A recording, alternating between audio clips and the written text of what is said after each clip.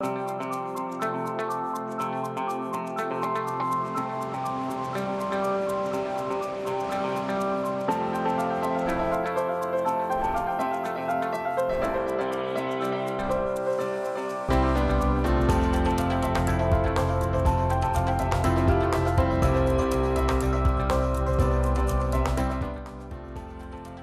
afternoon. Thanks for joining us across the fence. I'm Fran Stoddard. Professional bass fishing returns to Lake Champlain this week. The 4-day Bassmaster Elite Series kicks off on Thursday. It brings with it network television coverage, tourists, and millions of dollars to the economy of the North Country, which serves as the tournament headquarters. The Lake Champlain Sea Grant Institute at UVM and SUNY Plattsburgh has researched the potential impacts of these large-scale live release bass tournaments, as we learn in this report.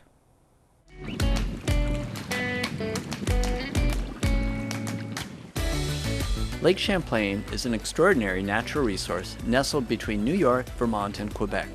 But the lake and its tributaries are being negatively affected by human activities on the land.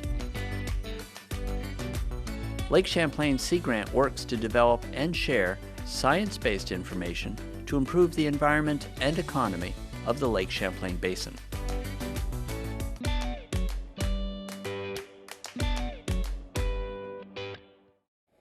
Numerous fisheries occur in the lake. Simply defined, a fishery is an interaction of a population of fish, be it trout or pike or whatever, and those who enjoy fishing or profit from fishing. The lake's bass fishery is highly ranked by several tournament organizations. The Adirondack Coast Visitors Bureau and the city of Plattsburgh have capitalized on this fishery by hosting several live release bass tournaments each summer for several years now.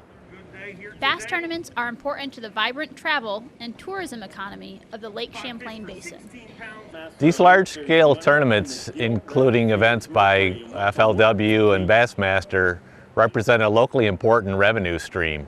Input-output economic models that factor in the impacts on local employment patterns show that this tournament activity is worth upwards of $2 million alone just to the Clinton County economy. While the economic value of bass tournaments is appreciated, some critics have raised legitimate concerns about fish kills, concentration of bass at weigh-in sites, and other issues. The New York State Department of Environmental Conservation sought partners to answer questions about potential negative impacts of bass tournaments on dispersal of live fish, as well as impacts of inadvertent fish mortality. Our research, along with previous studies in other lake systems, show that the tournament activity is very sustainable, and therefore it's capable of supporting important tourism industry here in the Lake Champlain Basin. Researchers assessed fish stress and dispersal patterns at 9 tournaments in 2011 and 2012 by studying fish at weigh-in events. Then, they developed a list of signs or symptoms that indicated when fish were under stress.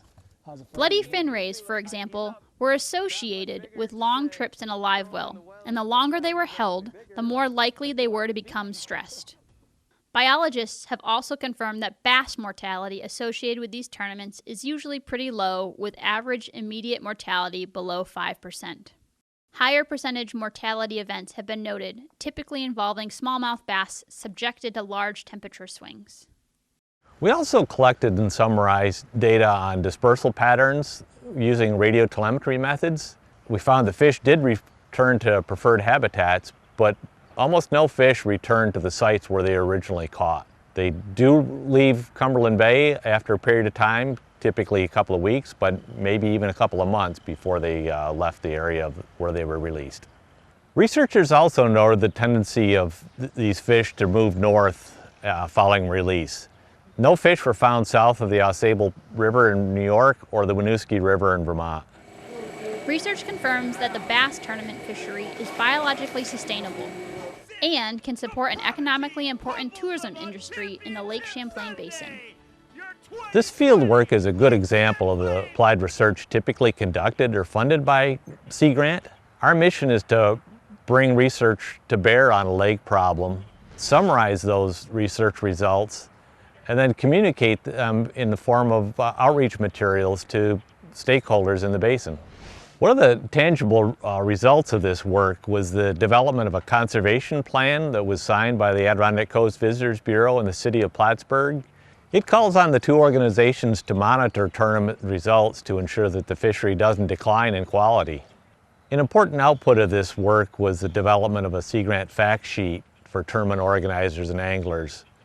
It shows them how to enhance dispersal and minimize stress and mortality during tournament events. Reducing fish stress and mortality are two key steps to ensure the sustainability of these fishing tournaments in Plattsburgh. Gotcha. Lake Champlain is a natural treasure. We all have a part to play in protecting it and the waters that drain to it, now and into the future.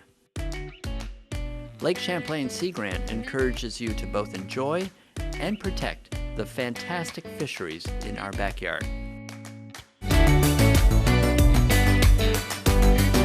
This video was produced by Lake Champlain Sea Grant, a partnership among the University of Vermont, SUNY Plattsburgh, and the National Oceanic and Atmospheric Administration. To learn more about Lake Champlain Sea Grant and to see other videos in this series, please visit our website.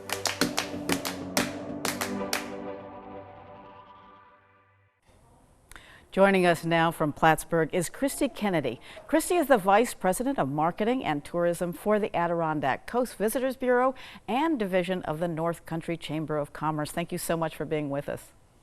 Thank you. Well, you know, from a business community point of view, how important is the work of the Lake Champlain Sea Grant Institute?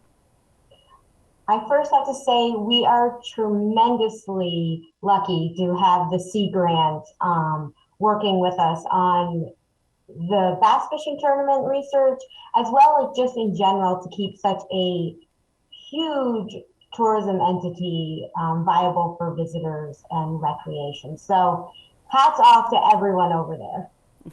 Cool. And so the first of 5 major bass tournaments on Lake Champlain starts this week. What do these tournaments mean to Plattsburgh and the surrounding area? You know, the tournaments are truly tremendous as an economic impact for the community. It brings in visitors from across the country. These anglers come from, I think, close to 27 different states.